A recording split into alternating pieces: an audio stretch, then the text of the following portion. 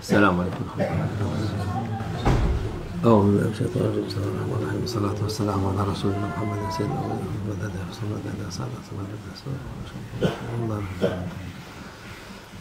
قال رسول الله صلى الله عليه وسلم ابن المساجد واتخذوها جما. Peygamber sallallahu aleyhi ve sellem buyuruyor ki mescitleri inşa ediniz ve onlarda büyük kalabalıklar oluşturunuz. Our beloved Prophet, peace and blessings be upon him, instructed us to build masjids and to build up big communities in those masjids. Mescid yapınca cemaat olsun diyor.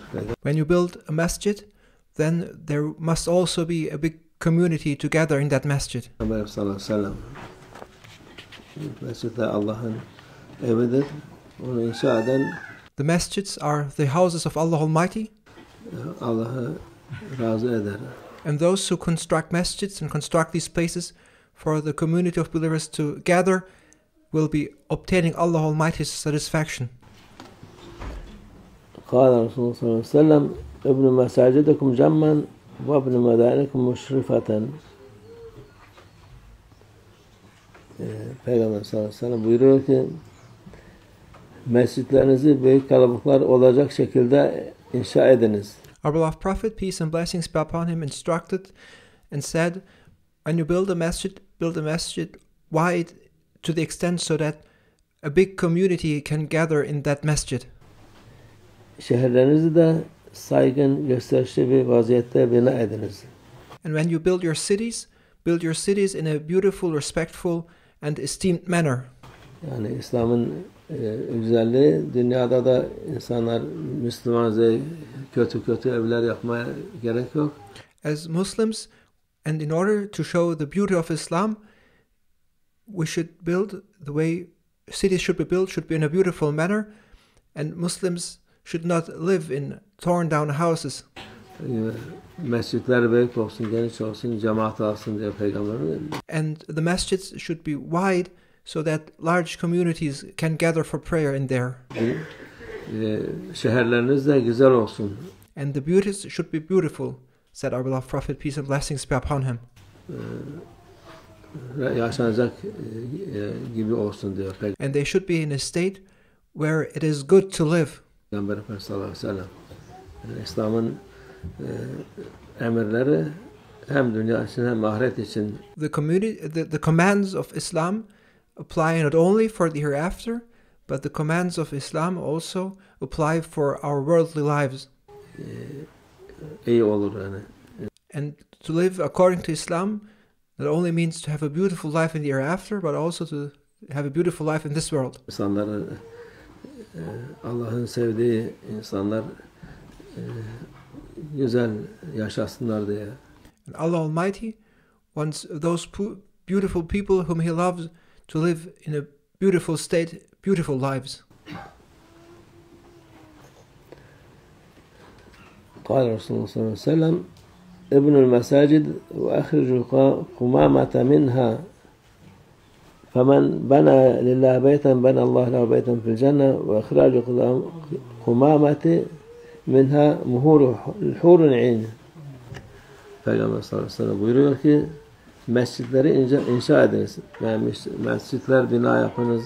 Onları yani tabii herkes kendine yapabilen insanlar çok var. Nasıl olsun diye niyet edince. Ve süprünteleri yani içerideki çarşı çöp ne varsa temizleyin. Our beloved Prophet, peace and blessings be upon him, instructed us to build masjids and also to keep the inside of the masjids clean and to throw out the dust and the garbage or leftovers. Oradan temizleyerek çıkarınız.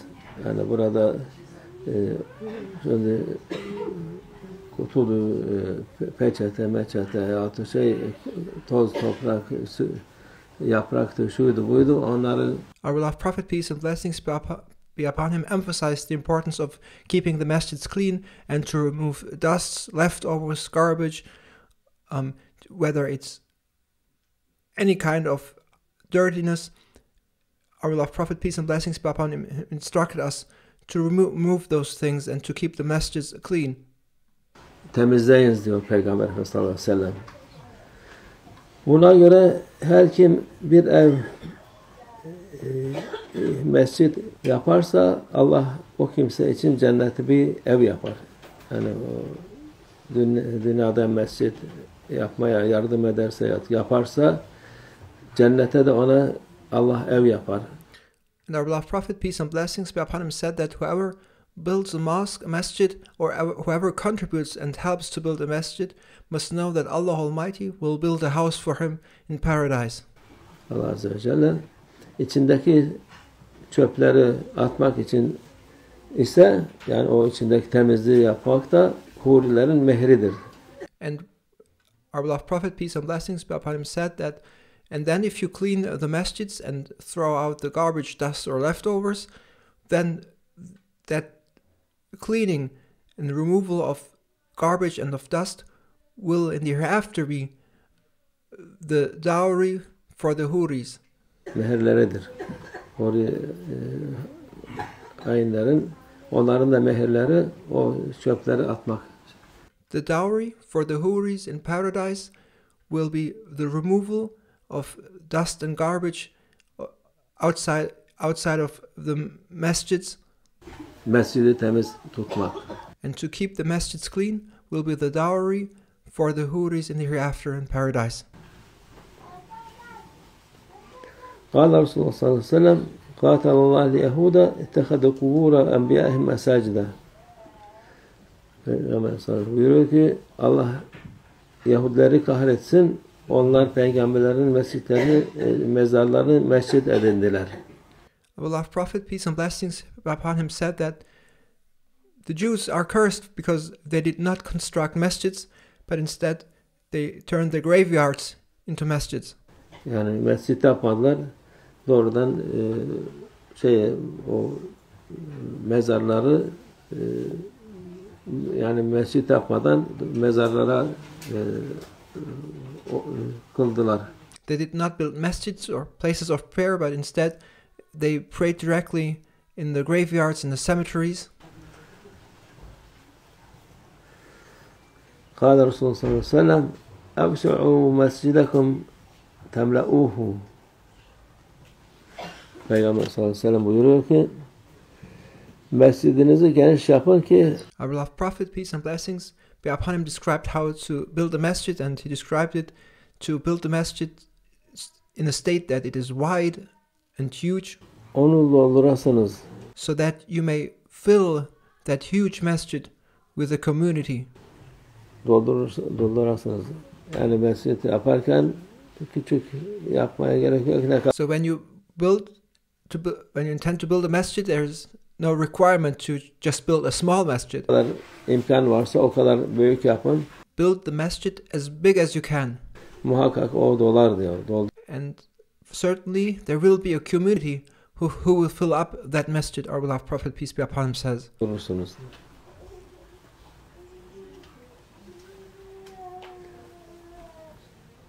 Yani mescidi kimse gelmez diye ufak yapanlar var ama There are people who build small masjids because they say there is no community and no one will be coming there. onu yapabilirse büyük yapsın ki. But if you do have the means to build a large masjid, then you should build a big masjid. Allah'ın izniyle o cemaati olur. And by the permission of Allah Almighty, there will be a community who will fill up that masjid. Oraya nasip olan cemaat olur. And there will be a community of people who will be destined to attend their prayers in that masjid. Bizim bu Kıbrıs'taki Hacı Annemesi var, Lefkoşa'ya yakın. In Cyprus, near to Lefkosia, Nicosia, there is the mosque dedicated to Hajj Anna.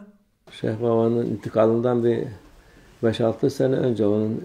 And it was before Mawlana Sheikh Nazim left this world 5 or 6 years ago. Temelini attık. We laid the foundation of that mosque. Hiç bir tane ev yoktu etrafta. And in the surroundings of that mosque, there was not even a single house to be found.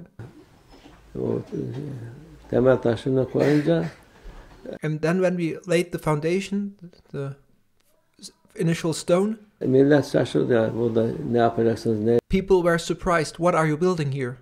şeyiniz var diye, kim gelir buraya And who will be coming here? They asked. diye çok söylenenler oldu. There were many who criticized the construction of that mosque there. Allah'ın izniyle şimdi cemaat cumaları 1000 kişiden fazla oluyor. But by the permission of Allah Almighty, the Jama during Friday prayers is more than 1,000. Normal 5 vakit cemaati var Allah'ın izniyle. And even for the five time daily prayers, there are people to attend those prayers. قال رسول الله صلى الله عليه وسلم كل بناء وبال على صاحبه يوم القيامة إلا مسجدا. Peygamber sallallahu aleyhi ve sellem buyuruyor ki mescit dışında inşa edilen her bina kıyamet gününde sahibi için bir vebaldır. Our beloved Prophet, peace and blessings be upon him, said that everyone will be held responsible and accountable for every building they own or possess or they have built, except for the masjid. Yani sen bu binayı sen şöyle yaptın, böyle yaptın diye nasıl yaptın ama mescit hariç ötekilerine sorulacak diyor. Every building that you are responsible of, that you possess, you will be held accountable for. Why did you build it? How did you build it? However, you do not hold any responsibility for the masjids you build. Onun için mescitleri inşa etmek öteki şeylere de bağışlar Allah'ın izniyle. Allah. And by constructing a masjid or contributing to the construction of a masjid, it will also redeem oneself from the responsibility or for the accountability for all the other buildings one will be held accountable for. Kim mescit yaparsa. قال رسول الله صلى الله عليه وسلم من بنى لله مسجدا بنى الله له بيتا في الجنة. Peygamber sallallahu aleyhi ve sellem buyuruyor, kim Allah için bir mescit inşa ederse Allah ona cennete bir ev inşa eder. Our beloved Prophet, peace and blessings be upon him, said that whoever builds a masjid for the sake of Allah Almighty must know that Allah Almighty will build a house for him in paradise. قال رسول الله صلى الله عليه وسلم من بنى مسجدا يبتغي به وجه الله بنى الله له مثله في الجنة. Peygamber sallallahu aleyhi ve sellem buyuruyor ki kim Allah rızasını gözeterek bir mescit inşa ederse, our beloved Prophet, peace be upon him, said that whoever builds a masjid for the sake of Allah Almighty, Allah ona cennette bir ev inşa eder. Must know that Allah Almighty will build a house for him in paradise. Allah rızası için mescit yapan insan için Allah ona muhakkak cennette bir ev yapar. Certainly, those who build a masjid for the sake of Allah Almighty will be granted and rewarded with a house in paradise by Allah Almighty. قال رسول الله صلى الله عليه وسلم من بنى لله مسجدا ولو كمفحص قطات لبيضها بنى الله له بيتا في الجنة. Peygamber sallallahu aleyhi ve sellem buyuruyor ki kim bağırtılarak kuş yuvasına kadar olsa bile bir mescit inşa ederse Allah ona cennete bir ev inşa eder.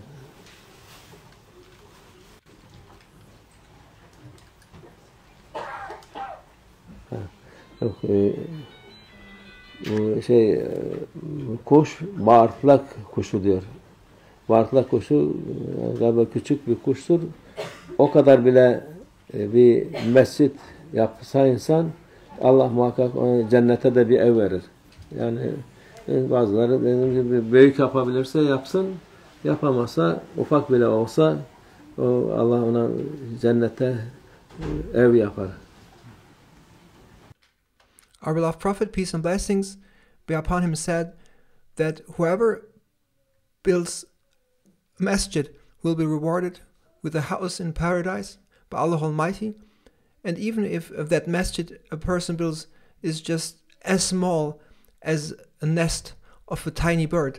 And our beloved Prophet, peace and blessings be upon him, says that even if that masjid one is going to build is just as small as the nest of a sand grouse, still he will be rewarded with a house in the hereafter.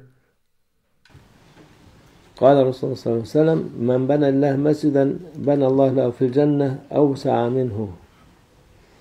Peygamber sallallahu aleyhi ve sellem buyuruyor ki kim Allah için bir mescit inşa ederse Allah ona cennette ondan daha geniş bir ev inşa eder.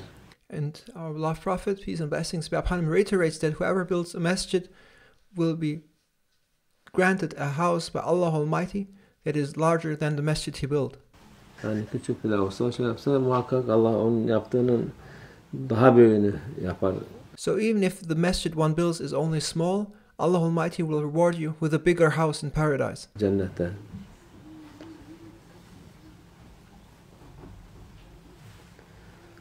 قال رسول الله صلى الله عليه وسلم إذا زخرفتم مساجدكم وحليتم مصاحفكم فالدمار عليكم. Peygamber sallallahu aleyhi ve sellem buyuruyor ki mescitlerinizi nakışlarla dekore ettiğiniz ve mushaflarınızda altın ve gümüşle süslediğiniz zaman felaket başınızdadır. Yani bu mescitler yapılırken Allah rızası için yapılır. Onun dışında gösteriş için yapılanlar onlar felaket olur insanlara. Our beloved Prophet, peace and blessings be upon him, says that if you start decorating your masjids, then the disaster is bound to you, which means that a masjid should solely be built for the sake of Allah Almighty, and a masjid should not be built in order to boast, and it should not be built for any other purpose except for the sake of Allah Almighty. Allah muhafaza etsin. Yani çünkü eski insanlar mescit yapınca, güzel yapınca Allah rızası için yapıyor. In former times, beautiful masjids, mosques were built, and they were built in a beautiful manner, but they built the masjids in that beautiful manner for the sake of Allah Almighty, in order to please Allah Almighty.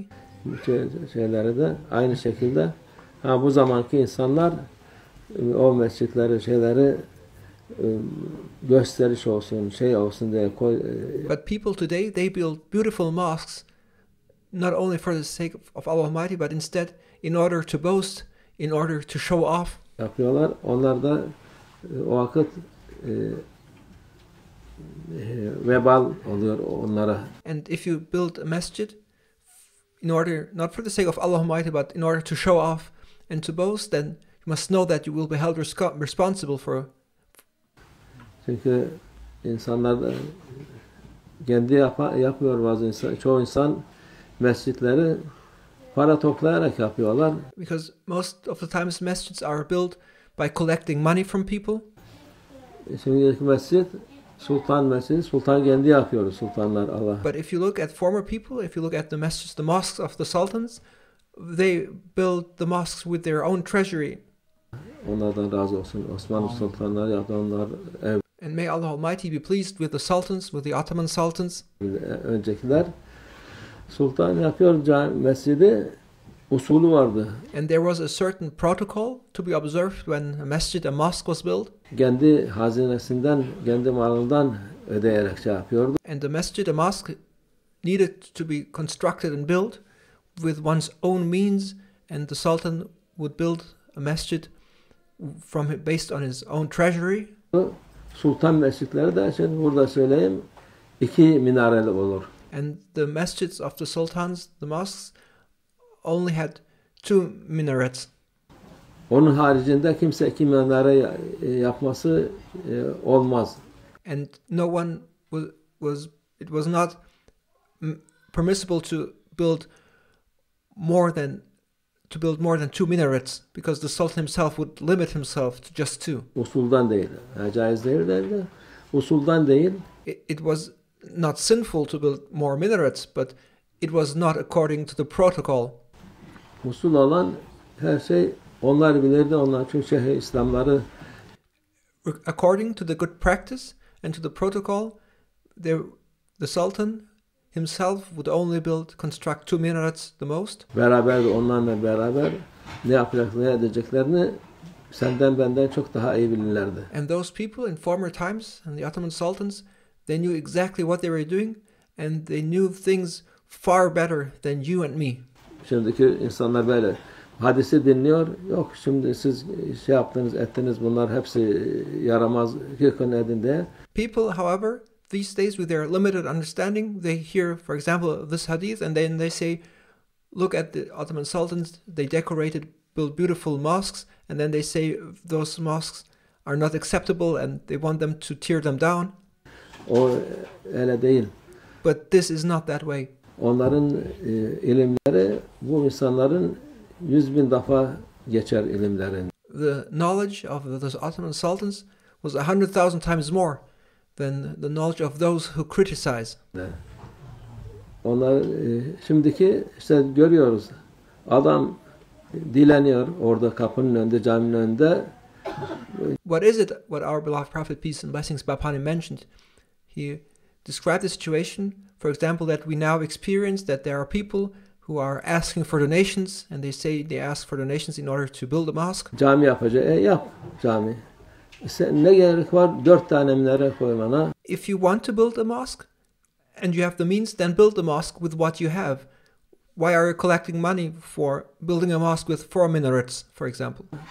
2 tane minare koymana. Just build with 2 minarets. Her minare 10 tane cami yapar yani o şey sen yaptığın minare. No, instead they collect money in order to build mosque, and they build mosque with 10 minarets, and with every single minaret they could have actually built a separate, dedicated, different mosque. Milletten alıyorsun, zorla şey yapıyorsun. And then they force people to make donations in order to build that mosque. Ondan sonra da bir yaptık diye. And then they say we have built a mosque. Şunu da bilmiyorsun. O tek minare olması lazım ki. And they claim these things without actually knowing the good practice of building a mosque and knowing the protocol and the standards of building a mosque. The mosque may only have 1 minaret. Sen sultan değilsin. You are not a sultan. Sadrazam bile 2 minare yaptırmazdı. Even the Sadr Azam would not build a masjid with 2 minarets. Yani her şey karma karışık oldu. Everything has been turned upside down and mixed up. İşte bu Peygamber sallallahu aleyhi ve sellem dedi felaket budur. And this is the disaster our beloved Prophet, peace and blessings be upon him, described. قال رسول الله صلى الله عليه وسلم أراكم ستشرفون مساجدكم من بعدي كما شرفت اليهود كنائسها وكما شرفت النصارى بيعها. Peygamber sallallahu aleyhi ve sellem buyuruyor ki Yahudilerin havralarını ve Hristiyanların kiliselerini yükselttikleri gibi sizlerin de benden sonra mescitlerinizi yükselteceğinizi görüyorum. Our beloved Prophet, peace and blessings be upon him, said that I foresee that just as the Jews and the Christians increased the heights of their synagogues and churches, I see that the heights of your masjids will increase. قال رسول الله صلى الله عليه وسلم ما أمرت بتشييد المساجد. Peygamber sallallahu aleyhi ve sellem buyuruyor ki ben mescitleri yükseltmekle emrolunmadım. Our beloved Prophet, peace and blessings be upon him, says, I was not ordered to build masjids that are high in their size. Mescit yapın, ister yüksek ister alçak, yani illa build a masjid whether it's high or not. Yüksek de büyük de çok yüksek olmasına emir yok yani. To build a masjid is just about building a masjid regardless of its size or its height. Dediğiniz gibi yapın diyor Peygamber sallallahu aleyhi ve sellem. Build a masjid just according to your means and possibilities. قال الرسول صلى الله عليه وسلم ما ساء عمل قوم قط إلا زخرفوا المساجد. Peygamber sallallahu aleyhi ve sellem amele bozulan her kavim mutlaka mescitlerini dekore edip süslemeye başlar. Our beloved Prophet, peace and blessings be upon him, mentioned that people who have lost their ways, who have ruined their deeds, start to decorate their masjids. قال رسول الله صلى الله عليه وسلم نهى أن يتباهى الناس في المساجد. Peygamber sallallahu aleyhi ve sellem buyuruyor ki insanların mescitleriyle övünmelerini yasaklamıştır. And our beloved Prophet, peace and blessings be upon him, says that it is forbidden for people to boast about their masjids and to show off with their masjids. Because the greatest of all masjids is without doubt and without challenge the Masjid al-Haram. Then second place is the Masjid al-Nabawi. And then the third place is the Masjid al-Aqsa, and there is no other benchmark. Those are the greatest masjids, and those are the masjids one can and should be proud of, but there is no other masjids beside them to boast or to show off. All other masjids are no more than in the shadow of those three masjids. صدق رسول الله فيما قال أو كما قال زيادة شرف النبي صلى الله عليه وسلم وعلى أصحابه الكرام وإلى أرواح جميع الأنبياء والمرسلين خدماء شرائع وإلى أرواح الأئمة الأربعة وإلى أرواح مشايخنا في طريقة النقشبندية العالية خاصة إمام طريقة وغوث الخليقة خواجة بهاء الدين محمد ويسير البخاري سيدنا أبو الخالق الجمالي مولانا شيخ شرف الدين الداغستاني مولانا شيخ الله فايز الداغستاني مولانا شيخ محمد ناظم هذا الحقاني وسائر السادات والصديقين ومن أحفظت وجه حسين زوفين وفاق أهج مصطفى تغراب الجملة بزنكش وشارف ناريشن شهيد شهداء الله لا تعالى الفاتحة